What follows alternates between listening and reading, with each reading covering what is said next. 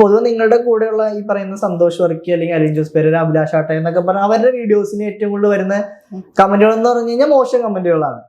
താങ്കളുടെ വീഡിയോസ് അല്ലെങ്കിൽ താങ്കൾ ഇടുന്ന ഫോട്ടോസും വീഡിയോസും കാര്യങ്ങളിലൊക്കെ എങ്ങനെയാണ്? തെറി വിളിച്ചിട്ട് കുറവാ, എന്നാലും ഉണ്ട്. പക്ഷെ ഞാനെന്ന് പറയുമ്പോ എന്നെ തെറി വിളിക്കുന്നവരെ ഞാൻ ഫാൻസ് ആക്കിക്കൊണ്ടിരിക്കുക. എന്നെ ആരെന്ത് തെറി വിളിച്ചു കഴിഞ്ഞാൽ എന്റെ അച്ഛനൊക്കെ വിളിക്കുന്നുണ്ട്, പക്ഷെ ഞാൻ ചെന്ന് ലൈക്ക് ഇടും എല്ലാം. അത് ഞാൻ കണ്ടോന്ന് അറിയാനായിട്ട്. അപ്പൊ ഇവരിത് ഞാൻ അവരെന്ത് തെറി വിളിച്ചാൽ ലൈക്ക് ഇടുന്നതനുസരിച്ച് ഇവർക്ക് നമ്മുടെ ഫാൻസായി മാറുക. പിന്നെ തെറി വിളിക്കാൻ വന്നവരൊക്കെ ചിലർക്ക് റിപ്ലൈ കൊടുക്കും, ചിലർക്ക് റിപ്ലൈ കൊടുക്കില്ല. ഞാൻ കണ്ടോന്ന് അറിയാൻ വേണ്ടി ലൈക്ക് ഇട്ട് ഇറങ്ങിപ്പോകും. അല്ല, അവര് പിന്നെ നമ്മളോട് ഒന്ന് സംസാരിക്കും. ഈ കമന്റ് ഇടുന്നവര് പിന്നീട് നേരിട്ട് കാണും. അല്ല, നേരിട്ട് കാണുന്നല്ല, നേരിട്ട് കണ്ട ആൾക്കാരുണ്ട്. അല്ലാതെ അവർ നമുക്ക് മെസ്സേജ് അയക്കും, ഇൻബോക്സ് ഉണ്ടല്ലോ, അതിൽ അയച്ചിട്ട് പറയും ചേച്ചി നിങ്ങൾക്ക് ഇത്രയും പാവമെന്ന് ഞങ്ങൾ അറിഞ്ഞില്ലാട്ടോ എന്നൊക്കെ പറയാറുണ്ട്. അങ്ങനെ ഒരുപാട് അനുഭവങ്ങൾ ഉണ്ടായിട്ടുണ്ട്. ഒരുപാട് മെസ്സേജുകൾ വന്ന് കിടക്കുന്നുണ്ട്. നോക്കാൻ സമയമില്ല, നോക്കാറില്ല. ഇതേപോലെ എനിക്ക് തോന്നുന്നു സോഷ്യൽ മീഡിയയിൽ വന്ന ഒരു കമന്റ് ആണ് 500 രൂപയുടെ കേസിൽ എന്തോ ഒരു 1500 രൂപയ്ക്ക് കിട്ടുമോ അങ്ങനെ എന്തോ അല്ലേ അതൊരു കമന്റ്. അത് ഭയങ്കര വിവാദമായിരുന്നു, ഭയങ്കര വൈറലാക്കി. ആ ഒരു സംഭവം എന്തായിരുന്നു അത്? അതൊരു കമന്റ് ഇട്ടത്, അത് ഞാൻ സോഷ്യൽ മീഡിയയിൽ ഇറങ്ങി വന്ന ആ ടൈമിലല്ലേ.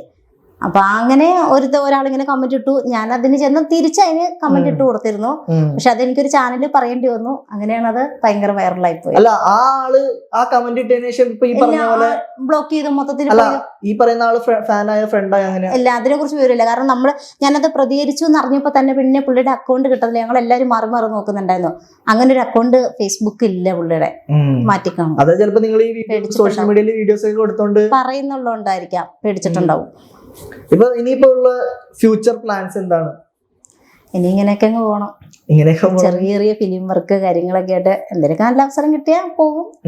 പിന്നെ എന്തായാലും ഞാൻ ഷോർട്ട് ഫിലിം ഇടയ്ക്കിടയ്ക്ക് പിടിക്കുന്നു. ശരിക്കും ഈ ഷോർട്ട് ഫിലിം ഒക്കെ ഇങ്ങനെ പ്രൊഡ്യൂസ് ചെയ്യുക അല്ലെങ്കിൽ ഇതിങ്ങനെ എടുക്കുക എന്നൊക്കെ പറയുന്നത് ലാഭകരമാണോ? അതായത് ഇതിനകത്തേക്ക് പുതിയ ഒരു ആളുകൾ വരുന്നതിനെ കുറിച്ച് എന്താണ് അഭിപ്രായം? എപ്പോഴും നമ്മൾ പുതുമുഖങ്ങളെയാണ് അവസരം കൊടുക്കേണ്ടത്. എൻ്റെ ഒരു കാഴ്ചപ്പാട് അങ്ങനെയാണ്. കാരണം ഞാൻ ജൂനിയർ ആർട്ടിസ്റ്റായിട്ട് പോയപ്പോൾ എനിക്കറിയാം, അഭിനയിക്കാൻ അറിയാവുന്ന ഒരുപാട് ആളുകൾ ഉണ്ട്. പക്ഷെ അവരൊക്കെ ജൂനിയർ ആർട്ടിസ്റ്റായിട്ട് ഇങ്ങനെ മാറി നിൽക്കുകയാണ്. അപ്പോൾ അങ്ങനെയുള്ള ഒരുപാട് ആളുകൾ വരുന്നുണ്ട്. അപ്പം എൻ്റെ അടുത്തെന്ന് പറഞ്ഞു കഴിഞ്ഞാൽ ഇപ്പോൾ ശ്രദ്ധിച്ച് കഴിഞ്ഞാൽ അറിയാം, ഈ പ്രാവശ്യം ഞങ്ങൾ ആൽബം ചെയ്തപ്പോൾ ഒരു പരിചയം ഇല്ലാത്ത ആദ്യമായിട്ട് ക്യാമറയുടെ മുന്നിൽ വന്ന ഒരു പയ്യൻസിലായിരുന്നു നമ്മൾ അവസരം കൊടുത്തത്. ആൽബം സോങ് ഉടനെ തന്നെ റിലീസ് ചെയ്യുമ്പോ കാണാം. അപ്പൊ അതിന്റെ വർക്ക് കാര്യങ്ങളൊക്കെ ആരായിരുന്നു, എങ്ങനെയായിരുന്നു? അത് ഓൾബ്രൈറ്റ് തന്നെയാണ് സംവിധാനം ചെയ്തിരിക്കുന്നത്, ഞാനാണ് പ്രൊഡ്യൂസ് ചെയ്തിരിക്കുന്നത്. അപ്പൊ അതിനകത്തൊരു പുതുമുഖമായിരുന്നു, ആദ്യമായിട്ടാണ് ക്യാമറയുടെ മുന്നിൽ ആള് വരുന്നത്. അപ്പൊ എങ്ങനെയാണ് ആളുകളെ സെലക്ട് ചെയ്യുന്നത്? എങ്ങനെയാണ് അത്?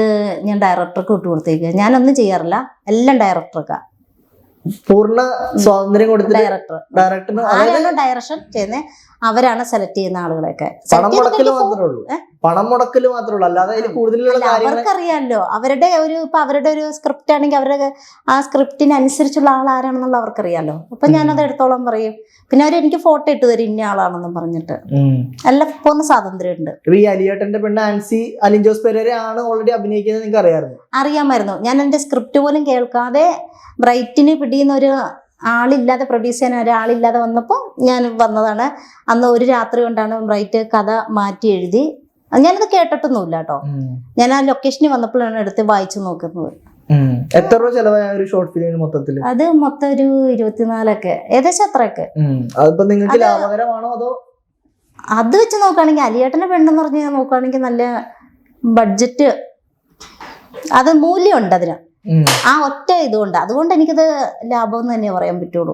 അതായത് ആ ഒരു പണമല്ല, ആ ഒറ്റ വർക്ക് കൊണ്ട് നമുക്ക് ഒരുപാട് ലാഭങ്ങൾ കിട്ടി. അതായത് ആളുകൾ തിരിച്ചറിഞ്ഞതാണോ അതോ? തിരിച്ചറിഞ്ഞ മാത്രല്ല, കാരണം എന്റെ ചാനല് റീച്ചായി ആ ഒറ്റ ഷോർട്ട് ഫിലിം കൊണ്ട്. അതൊക്കെ നല്ല കാര്യമല്ലേ. അപ്പൊ അതിനുശേഷം പിന്നീട് വർക്കുകൾ ഇടുമ്പോ നിങ്ങൾക്ക് പണം കിട്ടാൻ തുടങ്ങി? പണം കിട്ടുന്നുണ്ട്.